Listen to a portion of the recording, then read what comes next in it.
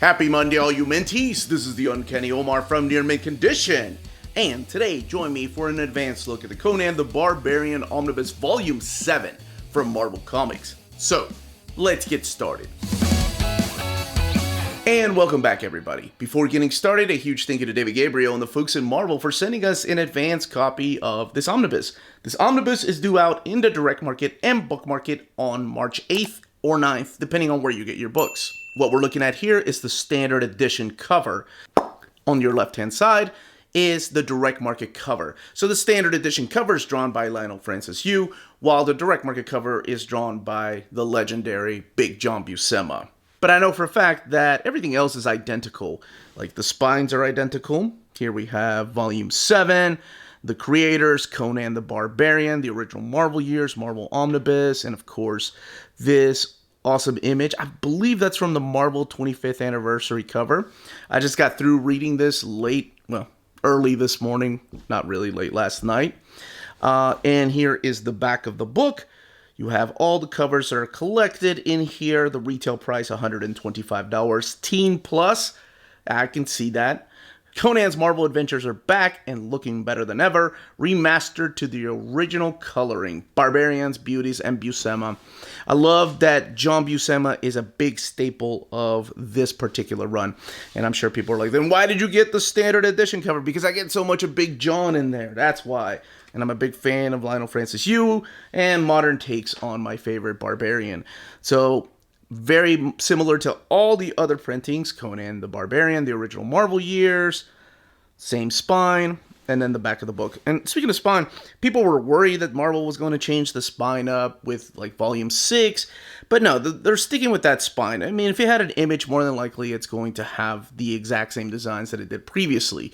The ones that I know that were changing were things from the Silver Age and Bronze Age. But let's get this book open, look at the artwork, talk about the stories in here, and of course say a big farewell to Big John's art, because this is his last volume. All right, let's go ahead and get this open. You have the same color end paper that you did in the past with all the previous volumes, Conan the Barbarian, now donning that blue shirt. I think the first one to use that particular shirt was not Bruce Jones, it's I think J.M. DeMatteis. And of course, all the people responsible for this collection, the Properties International up there, and the book, like most of the other Conan books, I want to say like 90% of them, is printed at the iMac printer in Turkey. Conan the Barbarian, Volume 7, collecting Conan the Barbarian 172 to 194, almost to that 200th issue, and annuals 10 through 11. The big thing here is the main writer, Jim Owsley, who most people nowadays known him as Christopher Priest. Don Carr helping out in issue 186. The pencils and layouts by Big John Buscema. Val Samaix comes in and starts doing pencils with issue 190. And Ernie Chan, of course, helping out with inks. Or actually, no, he does the annuals. And then over here you have your inkers, Bob Camp, Pablo Marcos, Ernie Chan, Dave Simmons, Val Samaix, Jeff Iserwood. You got your letterers here, like Janice Chang, and your colorists here. And your editor during this entire time was Larry Hama. Here's your table of contents. So one thing I do advise is do not read this introduction by Christopher Priest. Read the book first, because there are some things that he actually, it's not even that big of a... He doesn't break down each issue like Roy Thomas. He just remembers where he was at certain times when he started writing these stories and how much he appreciated the shots that he was given by the editors, Larry Hama and Jim Shooter. And he does spoil a little bit of what happens in a couple of the particular stories. But so, if you don't want any spoilers, just jump right in. And it kicks off with the annuals. This kicks off with annual number 10 by Ernie Chan. This is the one about the Jester that, makes a deal with some unknown forces. And then we have annual number 11 here. Both of these drawn by Ernie Chan. It's interesting to see somebody use Kung Fu in a Conan story. Now, we jump right into issue number 172. So this is all Christopher Priest. J.M. DeMatteis, Bruce Jones, and Michael Fleischer all have left the book. I did not know this until I started reading this, that Jim Owsley, Christopher Priest, we'll just call him Christopher Priest right now, to make it easier, was 19 years old when he started working on Conan. Before that, he was an intern, a high school intern working at Marvel Comics, helping editors. So he was assistant to the editors. And then he started doing a couple stories. He did not want to write Conan. But Jim Shooter and Larry Hama both had faith in him. And they were like, hey, you should take some of these stories home. You know, maybe come up with a story or two. Before you know it, he is writing Conan the Barbarian in a monthly basis.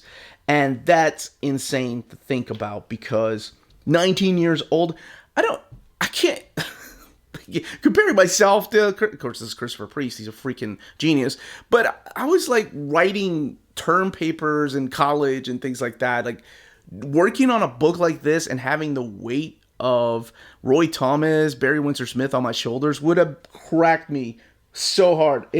You had to be made of sterner stuff. So that's exactly what he did. And what he does is something pretty unique. We are introduced to this character right here, Tetra. We're also introduced to this other character right here. See, there's a good picture of him, Del Murio, Captain Del Murio. And those are just two of his supporting cast that are going to join him. So it's almost like he is building a team for Conan, which we've seen before in the past, but those characters were very unlikable, mainly the two young boys. And we do see some characters show back up with Conan. Conan's always been a loner. At the end of the day, Conan is by himself. Something horrible always happens to his companions. But during this book, these characters stay together for a long time. That's the big difference between Cole and Conan. Cole has a big supporting cast, a right-hand man, whereas Conan doesn't really trust anybody because of all the atrocities that have happened in his life. One thing you're going to notice here is Bob Camp's inks towards the very... Whoa. What's up there, Tetra? They're very plain and simple. You can see the backgrounds. And not that Big John was known for his backgrounds, but they just look very plain. I don't know if they were running behind, but later on you start seeing somebody like Ernie Chan take over the inks, so they're a little bit more defined, a little more detailed when it comes to facial expressions and things like that. It's still Big John, don't get me wrong. Oh, you do get to see this character come back right there, Redondo, who appeared in, I think, one of the annuals from the last book that I read. And speaking of, yes, those are not the only supporting cast. You get other people here that play a big role in Conan's life and his enemies' lives. You see Keeve here. There's a character that shows up later on in the story with Maddock. Let me see if I can find him. This guy right here, Mad Simeon, who talks to birds. And there's another character here that plays a big part. This guy right here and his daughter. This is Caleb, who plays a big important part in one of the villain's storylines throughout these pages.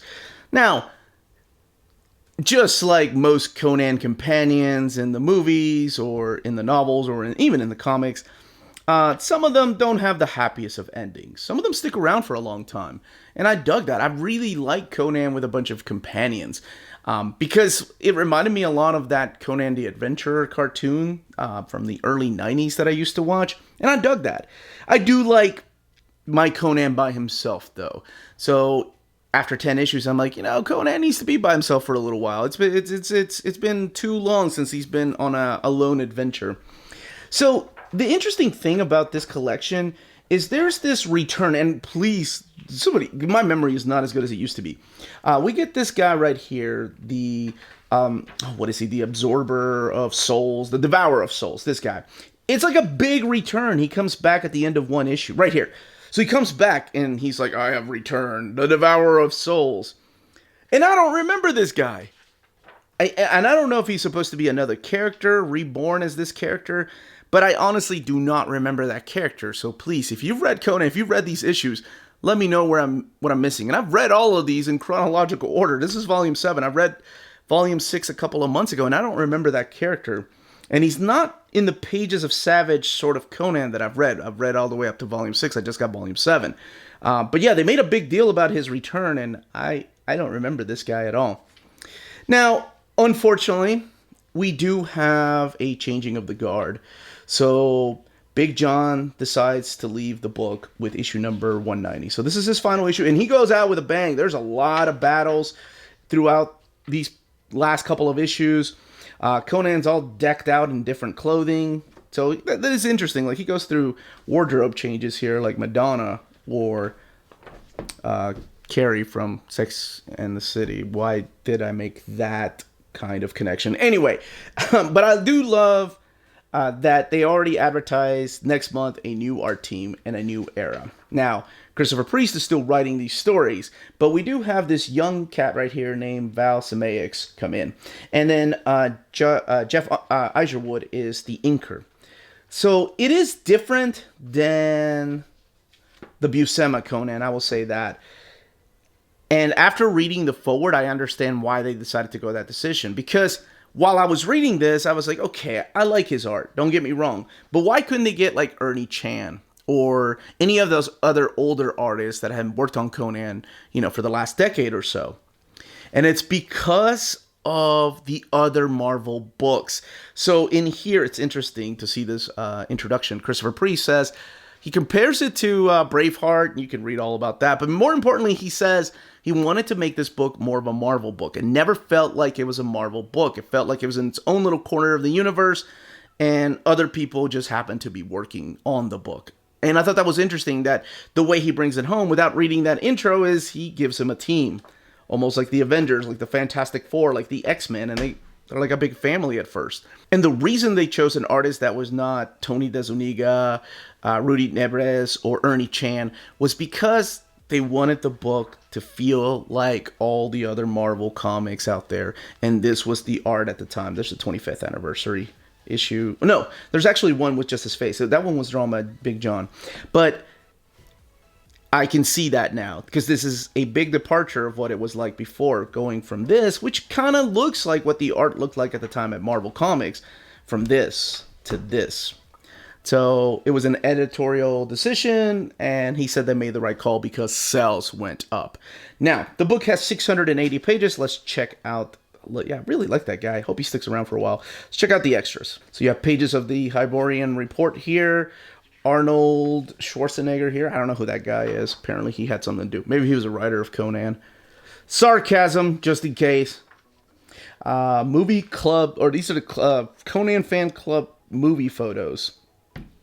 These are all from The Destroyer. Some pinups. That actually looks like a modern day pinup. Some original artwork in here from Big John. Ernie Chan. Man, look at all the detail right there. And then some Val Samaix original artwork. The covers, these are all painted covers, original art by Ernie Chan. See what I mean? Like a kung fu kind of character.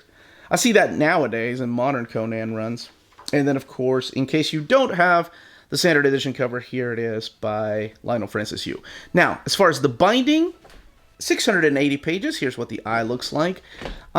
Most of the pages look like this. There's hardly any spread pages, but I will say there is a little bit of gutter loss if you care about this guy's face and his muscular body, Arnold. But other than that, I really didn't notice. The paper quality, honestly, it's as thin as volumes 5 and 6, so there's very little I can say about that. Not as thick as volume 1, I'll say that. But that, as they say, is that.